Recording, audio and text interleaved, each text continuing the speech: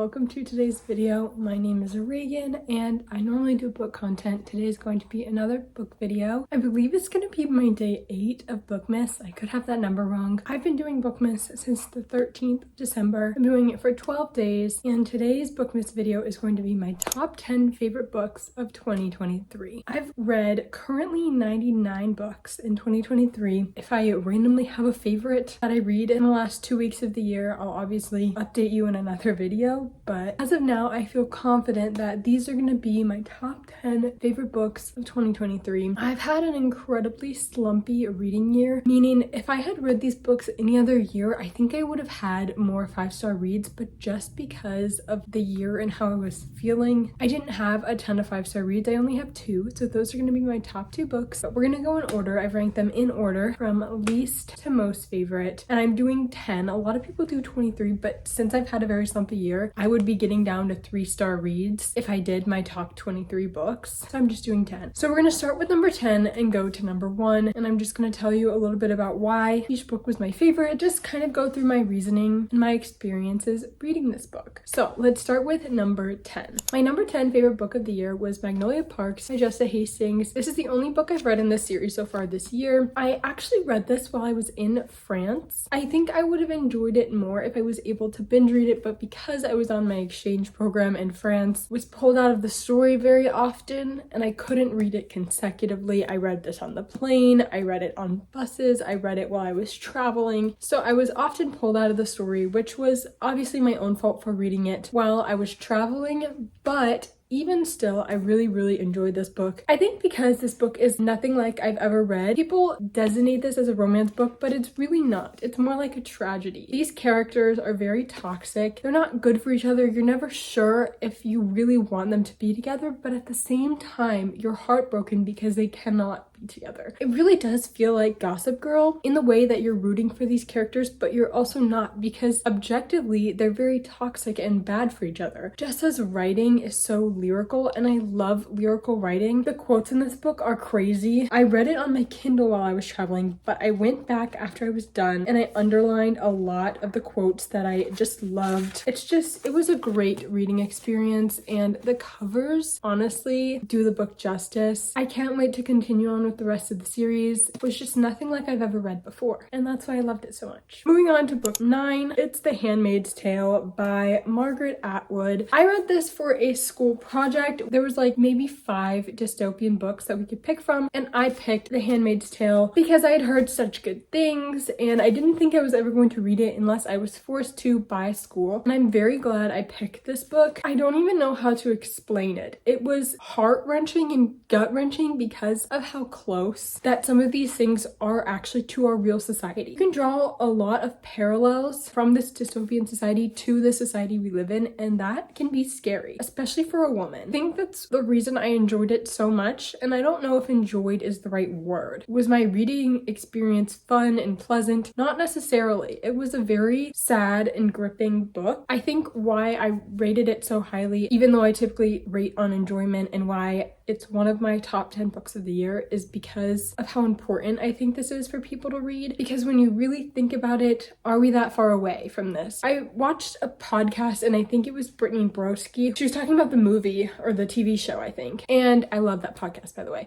But she was talking about how when you start reading this book or start watching the show, you can't imagine how a society gets to that point of taking away a person's rights, taking away a woman's rights to that extent. Because you're like, how could a society ever get to this point? How could the women ever let it get to this point? But then when you go through the book, our main character recalls all the events that lead up to how the society formed. It's a slow process with small things starting out, and then it just builds and builds until you can't recognize the society anymore. It was kind of scary. Like while I was reading it, my heart was racing and I was thinking about things that happen in today's world, and it was kind of concerning, honestly. Dystopian books can sometimes be scary like that because you can see your society in this supposedly dystopian fantasy world when in actuality it's not that far away. I also annotated this book like crazy. I don't know if you can see, but I wrote all over this book. A lot of the times it was because I had to have discussions, all that kind of stuff in school, but also because I had so many thoughts while reading this book that I had to get it out somewhere. A lot of the times when I'm reading in like a blank slate and I'm only experiencing what's on the page, but for this book I had a lot of thoughts that were not on page, that were just like popping into my head because of things that were being said in this book. So I had to write them down. I've never really had that experience before where I'm reading something and just thoughts upon thoughts about complex ideas are coming through, because most of the time I read for enjoyment and, you know, for fun. This book really made me think, and I think that's why it's on my top 10. Moving on to book number 8, we have The Naturals by Jennifer Lynn Barnes. This was described to me as Criminal Minds meets teenagers, and I think that is like the most accurate description of this book that you could give. Follows about 5 teenagers who have been selected by the FBI to help out on cases because of their special abilities and their natural abilities. We're following these teens through a mystery, and I think this is on my top 10 books because I've never really read anything like it. I mostly read romance and fantasy, so sometimes the same storylines get repeated over and over in those genres because it's the same genre. There's only so much you can do within a genre, and I've been reading for so many years that I think some of the tropes and the storylines in those two genres get very repetitive. And this, being a mystery thriller and a YA mystery thriller, it's something that I've never really read, and so the storyline was completely new to me and it shocked me. I read it in one sitting. It was so fast-paced. It just kept me on the edge of my seat because I didn't know what was going to happen. So I can't wait to continue with the series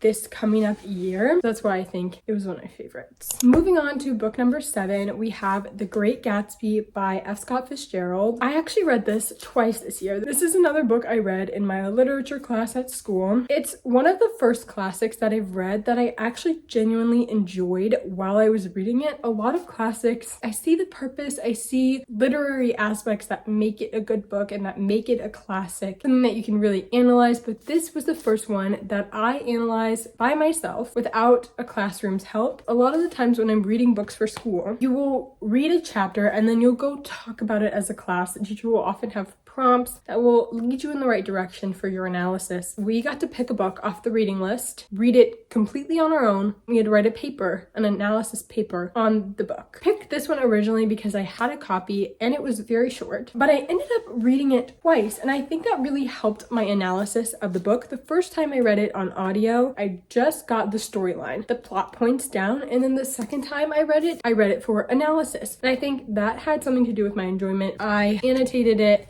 fully. You can see all my sticky notes and highlights, tabs, everything. I had such a good time reading this book. Being able to analyze it by myself and feeling like I understood a literary work on my own in my own head was why this made it onto my top 10 list of 2023. Book number 6 on this list is Life's Too Short by Abby Jimenez. Abby Jimenez is a new author that I discovered this year, and I read every single one of her books that has been released. I love Abby Jimenez. Her books just go by so quickly. They're so fast-paced. Her writing is light and airy, lots of dialogue. She always includes a dog in her books, which is a cute little side character and a different way to have a side character. She always includes some kind of real-world problem. In this one, the medical term escapes me, but our main character has a genetic disorder, so that's a real-world issue that people deal with. I also enjoyed the fact that our main character was an influencer. She was a YouTuber for her job. I've never read a book that features an influencer before, so that was really fun. I've read 2 books this month that both have Christmas aspects that are not blatantly said, but I read them both in December and I thought that was really cool. So just the time of year I read this was very convenient. Also, you wouldn't imagine by this cover that it takes place during winter and during December, but it does. This was on my favorites of 2023 just because of how well Abby Jimenez can spark, I guess is the right word, spark my escapism. When I'm reading an Abby Jimenez book, I'm completely taken out of the real world and I'm placed right into her imaginary fictional world, and it is so beautiful. I think it's her writing. I cannot exactly pinpoint the thing that makes her writing so addictive. My best guess would be her dialogue and her banter, but her writing just makes you feel like you're in a different world. It draws you right into the story. It's just fun, and that's what I've been lacking in my reading year this year. I feel like I've been lacking a lot of fun, and and her books just made me feel happy. And so I think that's why this book made it on to my best of 2023. Next, we have book number 5, Reckless by Elsie Silver. I read the entirety of the Chestnut Spring series in 2023. This was my favorite. I wasn't going to feature multiple from the series because I didn't feel like that was fair to my top 10 books. Reckless follows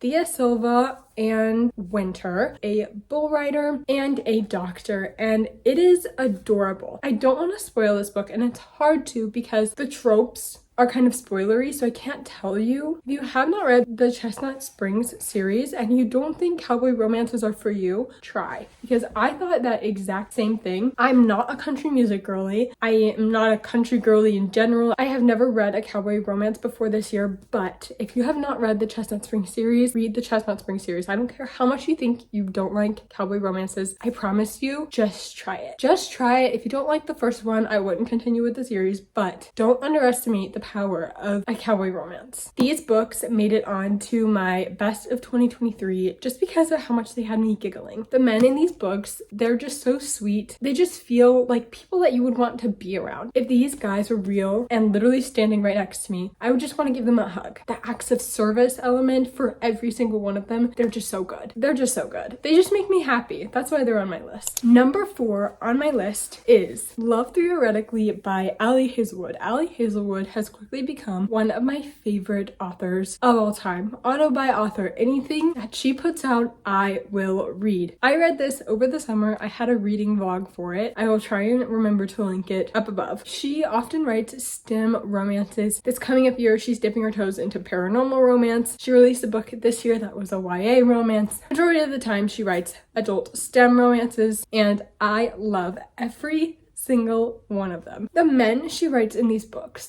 Some people like to say that they are copy and paste men from book to book. I don't necessarily disagree with that, but I also love it. She writes them so well. They're like nerdy and cute, and a lot of times they're shy, misunderstood. I fall for it every time. The female main characters she writes, they're often like quirky nerds as well. I love the science rep. I am not myself a STEM girly, but I love being in the STEM world. I would say sometimes the STEM topics are kind of on the heavier side, but I enjoy it. I feel like after I've read an Ali Hazelwood book, I've learned something about the STEM world. In this book specifically, I learned the difference between theoretical and experimental physics, and I could still tell you, I'm not going to, but I could still tell you. Ali Hazelwood just has some kind of magic that she writes into her books, and I just fall for it every single time. I cannot wait for her new releases coming out this year. They just make me happy. Again, I'm kicking my feet and giggling while I'm reading these books, and that's why they're on my top 10 of 2023. Moving on to book number 3, Yours Truly by Abby Jimenez. Like I said earlier, Abby Jimenez's books are just so light and airy. That is the best way I can describe them. Her writing just flows so quickly. It's so natural to read. This book had those same qualities, but the reason I enjoyed this one more is because of the anxiety rep, specifically in the male main character. I also like the setting of the medical field. Jacob is the male main character. He has anxiety. The way that she writes his character and his POVs, you can hear the anxiety in the writing, especially having anxiety rep for a male main character instead of a female main character, which I feel is more common. A lot of the things that Jacob thought, I was like, I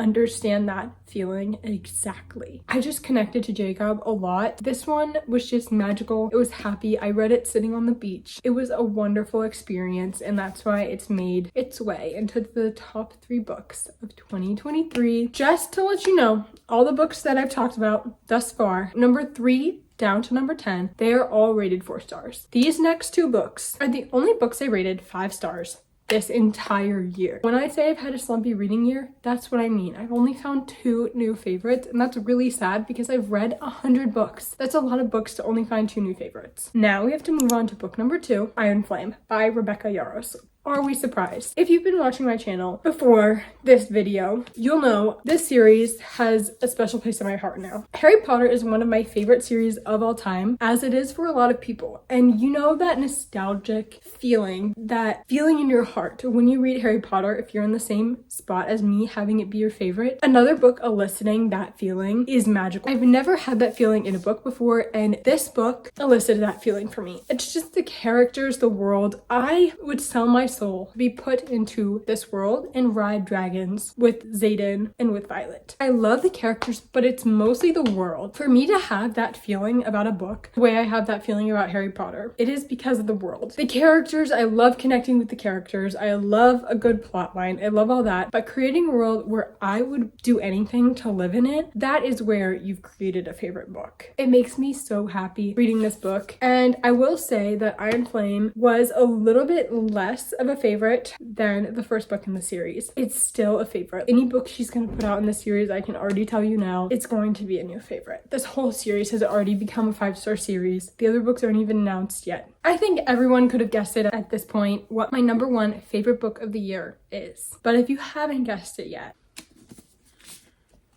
Fourth Wing by Rebecca Yarros. If you haven't watched my reading vlog to this book, it is spoiler filled, be careful, but it is like the exact representation of what this book did to me. It wrecked me for days. I was like emotionally drained because of how much I love this book. I haven't felt this way about a series since Harry Potter, and that is revolutionary for me. I love Harry Potter like it's my baby. This series touches that feeling, and it is the most magical thing in the world. I'm not going to say much else on this because I'm like actually speechless about how much I love this book. If you have not read Fourth Wing, this is the one book in this entire video that I say you need to drop everything and read. It changed my life. I want you to have that same feeling. Number one book of this year. Those are my top 10 books of 2023. Thank you so much for tuning into BOOKMAS. If you haven't watched day 1, 2, 3, 4, 5, 6, 7 now of BOOKMAS, go watch it. I would appreciate it very much. Check out all the links down in the description. Down there are all my other socials. I have a Bookstagram, I have a Goodreads. I'd love to talk to you on there. Please leave a like, comment, and subscribe. I'd love to hear what your top 10 favorite books or your just number one favorite book of the year was. Thank you so much for watching, and I hope to see you in the next one. Bye.